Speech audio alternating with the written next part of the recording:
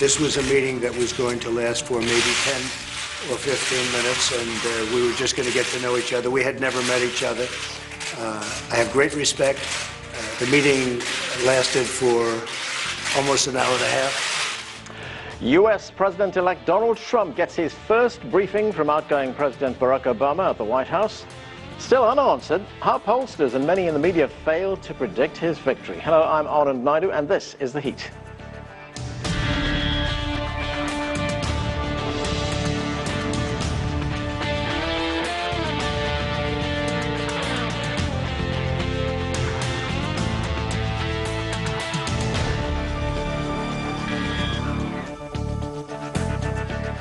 By most accounts, Donald Trump's win came as a surprise to all but his millions of supporters. Going into election night, the conventional wisdom had Hillary Clinton winning in a close race. But political prognosticating is not an exact science. Most pollsters and political analysts are really this far wrong. So what happened? We'll put that question to our distinguished panel. Joining us here in Washington is civil rights activist and talk show Kathy Keeley is with us here in Washington as well. She's covered U.S. politics for more than 4 decades. Mary C. Curtis is an award-winning journalist and columnist for Roll Call, a political newspaper. She joins us from Charlotte, North Carolina. And also with us is CCTV's Sean Calebs. He's just returned from New York, where he covered the Clinton campaign on election night. And Sean, let me start with you. In hindsight, how did the U.S. media get this so far wrong? Well, I don't think it's just the media. I think pollsters got it horribly wrong. But I think that a big part of it is pollsters still get their information through landlines. It doesn't work anymore. You can't do it. If you go online and try to do it, I was trying to read some articles into what they did wrong. I had to, some cases, answer questions before I could read those articles. So I just lied on the questions just to see what would happen. What's going to stop anybody from doing that? Secondly, I think that a lot of the media wanted to believe that Hillary Clinton was going to win. They knew it was going to be close, but they thought, she'll win. People will turn out. And then lastly, I think the media in large part ran with that story so much that if you're on the fence, look, Hillary Clinton is not Bill Clinton. She's not a Barack Obama. She's not the kind of campaigner that makes people feel passionate, wants to turn out to support this person. And if you're on the fence and you know that she's got a 4 or 5 percentage point lead and the margin of error is 2 or 3 percentage points, I'm just going to stay home and watch, see what happens. Early voting was great. Big numbers. Latinos, African Americans were good, but not in the numbers they were in 2008 and 2012. And then lastly, people did not want to believe, especially this disenfranchised group of white, especially male voters. Right. And look, this may not settle well with some people, but if you've been privileged all your life, suddenly being treated fair seems like oppression. And so they feel, I've been vilified in some fashion over the past 8 years. I'm going to go out and get my life back. And that, our country's changing. This country's changing. Right, just one more question before I get to the rest of the panel. You were in New York the night of the election. The Clinton camp appeared pretty confident going into the election. Where were they getting their information from? From the media, or did they miss the Trump effect as well? Well, they clearly get their information. I mean, she had a phenomenal grassroots organization. She spent almost 10 times as much money as Donald Trump. They were working their people in the states of Florida, in Pennsylvania, in Ohio. Okay, can we get these people out in these certain important districts? That's where they were getting their information from. They clearly missed it too, because they kind of looked beyond the early vote counting, and they were looking toward the celebration. I mean, that place was set to explode, and at the end, it more resembled an Irish wake with less booze and better music than it did anything else. It was rough in there that night, and by all accounts, Hillary Clinton was beside herself, calling friends, sobbing, blaming all kinds of people for this. And the bottom line, she could have done more. She didn't go to Wisconsin after July, so they missed it, but they missed a lot of opportunities to win states they should have won. Okay, let's bring in Mary from Charlotte. And Mary, the advertising and media industry has a term, it's called confirmation bias. Was this a case of the media confirming their own bias, being inside the bubble, confirming their bias, and getting it completely wrong?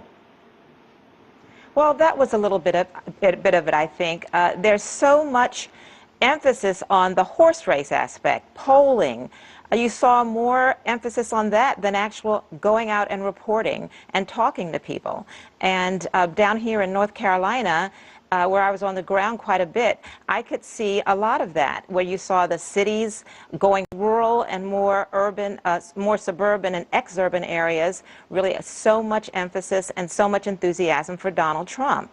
And, you know, also we don't do enough of the deeper reporting to see some of the down ballot races that are motivating people. And so I think part of it is that you get the frame of the story and you go with it, and you have pundits on these cable shows that really viewers confuse them with the reporters. And so you had so many people on these shows that are coming on with a point of view, and all they do is argue that particular point of view. Kathy, we had that, we heard about that Alicia Shepard, who was writing, she's a journalist writing in Bill Moyer's website. She said that the media depended too much on pollsters and polls. There wasn't what she called old-fashioned shoe leather reporting. They didn't go out there and talk to people. Yes, well, and that was written for our site, so thank you for bringing it up. But I think one of the, there were a couple factors here at play. There's no question this was the flub of the century, at least in this young century, for the pollsters here. But I think it's important to keep in mind two things, somewhat in their defense. One is that Hillary Clinton did win.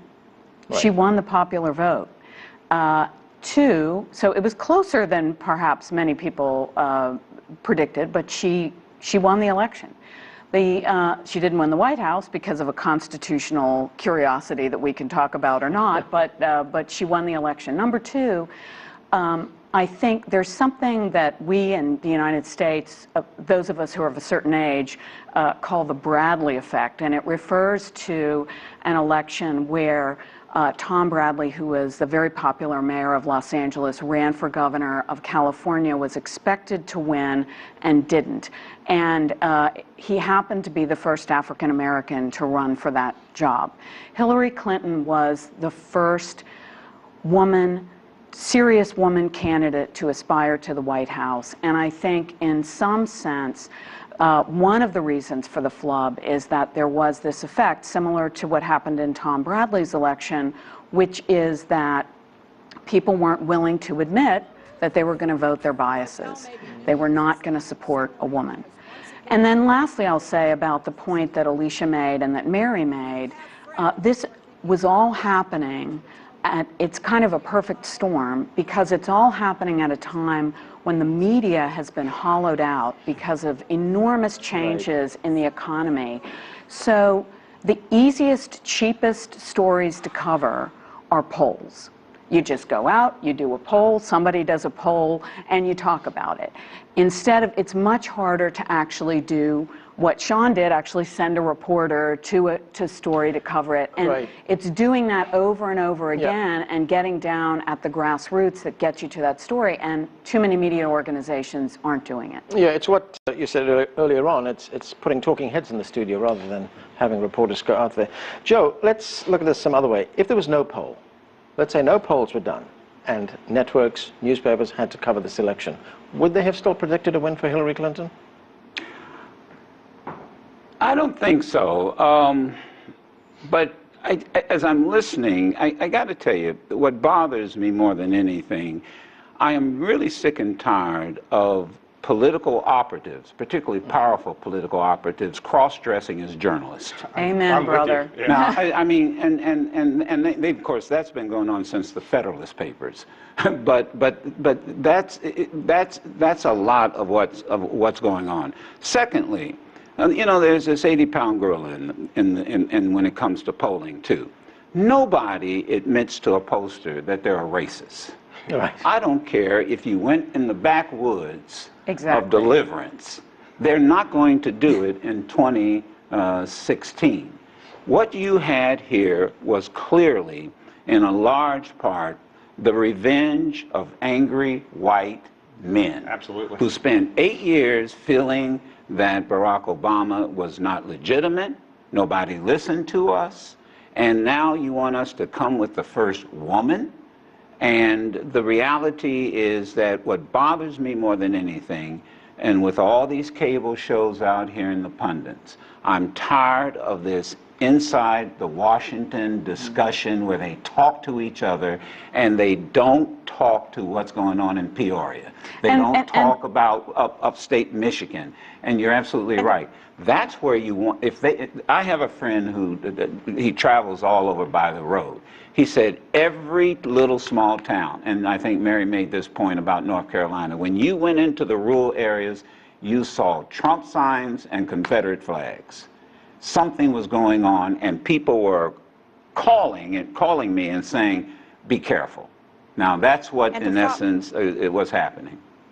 Go ahead, Mary. To follow up on that a little bit, and you see journalists making these generalizations saying it's the working class. Well, really, it's the white working class, right? Because most working class people in this country are black and brown, and they did not really follow along and vote for Trump. And they're having, if not more, economic instability than these folks who voted for them. So you saw this easy, it's just the working class. And a lot of the language that Donald Trump was using was so normalized. He would be saying these things about Muslims and African Americans and women, and it would be discussed. And after a certain point, the fact that he would refer to people in these ways, it would be, part of the rhetoric. It's really just a economic message.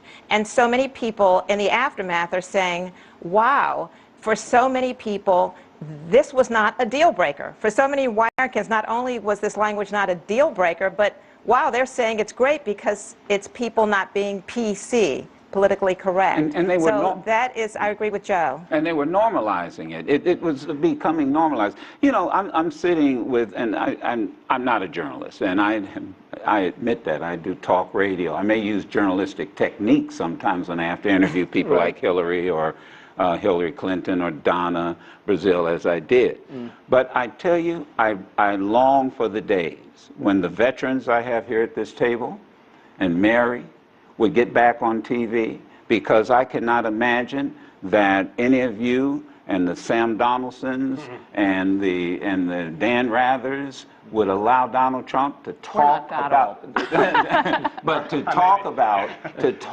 talk to reporters the way that he talked to reporters and to do things that he did to reporters in these rallies. They would not allow him to, in essence, just buffalo over them. And I just want to jump in to make a point about something Mary said, and that is the generalization being made. Really do need to be checked, because I checked right before I walked in here, and one of the iconic old steel towns where Trump called it ground zero and said this is where he was going to turn things around, in Ohio. Yes, he won Ohio. He did not win the Mahoning County vote, which is where Youngstown, Ohio is. So really, I think once we really start to examine this, it was less a working class vote and more a vote of people who maybe see what happened to the working class and they're anxious. They're anxious, but I think we've seen a lot of evidence in this campaign that it's really middle class and upper middle class whites who are really at the point of the spear in the Trump movement. Sean? A couple of things I want to pick up. I hate to agree with everybody, just keeps agreeing, but I think that there's a lot of truth that hasn't been brought out. Before going to New York for Hillary Clinton's campaign headquarters, we went to Scranton, Ohio, and Scranton, Pennsylvania, and did 3 stories there. This is a town that over the last 50 years has lost all its coal, steel, and rail jobs. We did not see any Hillary signs in that union-heavy area, and we went to talk to the as a union, we support her, but individually, there are a lot of people that want those jobs back. Okay. Sean, just getting back to how the media covered this election, CNN itself made news. It was like a circus. Joe was talking about Donna Brazile. I mean, she was accused of passing one of the questions on to Hillary Clinton. She was a paid commentator at CNN. She was also part of the Democratic Party organization. A former CNN president, John Klein, said when he was asked about this, this has to stop. This business of using surrogates, partisan surrogates on television has to stop. Well, again, I think it's the cheap thing to do. It is cheap. Easy. That's right. So you have your stable of talking heads. That's right. You've got the Democrat over here, you've got the Republican over here, and you bring them on every night, and and bada bing. And so you never have to pick up a phone, you never have to do any reporting to find out an actual expert. And for a while, I mean, CNN was looking like the unemployment bureau for Donald Trump. I mean, every time somebody would get fired, they'd show up on CNN. But Corey Lewandowski was on there, and not just, as a former. He was being paid by Trump the same time he was on, and the night that Trump won, he was, I think if you go back and look at it, he was outright rude to other people on the panel. And CNN and other networks covered this like it was a circus event, like it was reality TV and kind of funny, and it wasn't funny. I interviewed Donna Brazile on Monday, and one of the last questions I had, do you have, if you had to do it all over again, would you do it again? She said, only regret I had, I didn't know much about cybersecurity. It was just an admission that, look, I do it, I did it. See, the reality is, and then CNN gets all upset because I pay you, so your loyalty is to me. No, my loyalty is to the Democratic Party, and let me tell you, if I had to give my candidate the advantage, I'd do it again. Well, you can't have somebody on TV that's supposed to, be, neutral or appear to be neutral, doing that kind of thing. It's split loyalty. So what did CNN expect? U.S. networks embarrassed themselves from top to bottom this entire election. Okay, Mary, let me get back to, I just want to get back to the role of journalists in this election. Joe Scarborough is the host of a very popular program on MSNBC called Morning Joe.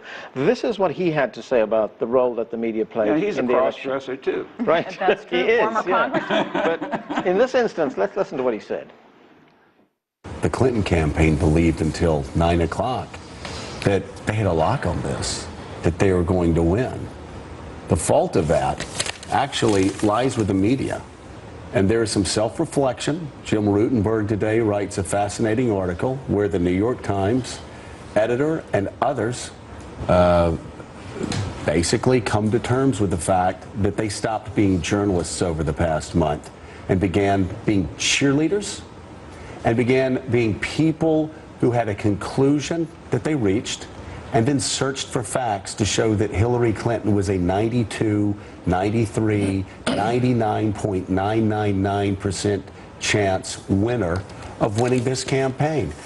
So, is Joe Scarborough right, Mary? Did journalists become cheerleaders for Hillary Clinton? I think that the fault, when people ask are journalists biased, I say it's not more left or right, it's more they're biased in favor of drama. And I think the biggest sin of journalists isn't what Joe Scarborough said. It's more that it's on the one hand, on the other hand journalism, I like to say, where they say if they put somebody with one opinion on and the opposite, that somehow that's getting to truth. And as the other panelists have said, it's a lazy way of doing the job. And in the beginning, actually, Donald Trump pretty much owed his campaign to media because he was ratings. He was good for ratings, and they said that. Have his opinions and every event unfiltered on TV, and that's why I didn't have to spend anything for advertising. So I think that there will be some soul searching by the media afterward, and I think that that will be number one on the list. I think one of the striking things that happened, and we all noted it, those of us who have been around for a while, when at the beginning of this campaign, Donald Trump would regularly appear on major television shows by phone.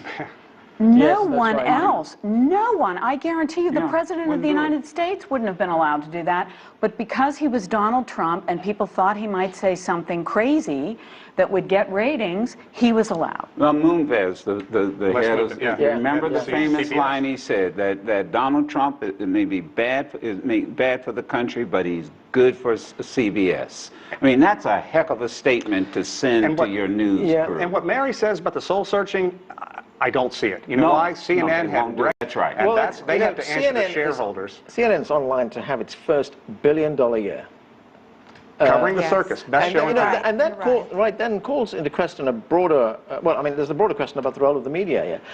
Are companies responsible to their audience or to their shareholders? Well, let me add fuel to the fire, which is 2 years ago, in the last election cycle, I was working for the Sunlight Foundation, and we partnered with the Internet Archive to do a study. We just picked one major media market, Philadelphia, and from Labor Day to Election Day, we did a study of how much airtime was devoted to ads, meaning that's ka-ching, ka-ching, a lot of money for the TV stations, versus how much airtime these TV stations who were making all this money provided to serious reporting on the election. And it was devastating. I want to say it was less than 20 minutes. For 4 or 5 TV stations over the course of 6 weeks that were making millions upon millions of dollars from these ads, but they could not bring themselves to do a couple of serious stories about the campaign. And last weekend we were up in Harlem talking to people from Harlem for Hillary, and talking to folks up there, and somebody posed me a question and I couldn't answer it. What if Barack Obama had been married 3 times, said the things about women that he said, said other things that Donald Trump had said? The media would vilify him. Why was the media so bullied by Donald Trump? Why did they turn tail and cower every time Trump challenged him? I can't answer that. Well, that's the point I was making about veteran reporters and journalists that I named. Bernard Shaw would not have allowed that. He would have stared Donald Trump down, and neither would any of the other people who we've mentioned. I think the part of the problem is, once again, look at who your anchor people are. I mean, they go for the look. They go, and Dan Rather once said to me that before he even touched down in CBS, he had to do the grassroots, sitting in the police station overnight type of reporting. Right. And that's what's missing now. That point was made by the former NBC anchor Tom Brokaw, who said, what has been totally underestimated by those of us in the so-called press establishment and the people who have been looking at this is the depth of anger. We missed that completely. Oh, the voter. It'll be interesting to see. It'll be interesting to see going forward, because Donald Trump has signaled that he's going to pull back the freedoms of the press and libel laws, and even today, not having some of the reporters on the plane when he's going to visit, and breaking with tradition. And someone used the word bullying. Usually, the bully keeps doing what he's doing until someone pushes back. Someone stands up. One other thing, people too, demand that? As far as, you were talking about the reporters who cover the campaign trail. They were seasoned people who've done a lot. Nowadays, they put kids out there. They embed them. Yes. And it's social media. What can I say in 140 characters? Right. Ask these kids, okay, where does Trump stand on the Iran deal that Obama hammered through? What specifically does Donald Trump not like about Obamacare? I doubt they could answer this question. Well, and the other problem is, and I've actually worked with some of the embeds, and they're very hardworking people. Yeah. They're wonderful, smart young kids, but they don't have the experience. So one of the things that you do is, if you're an experienced reporter who started out, as Joe said, working at the grassroots, is you understand how important the people at the grassroots are, and you talk to them.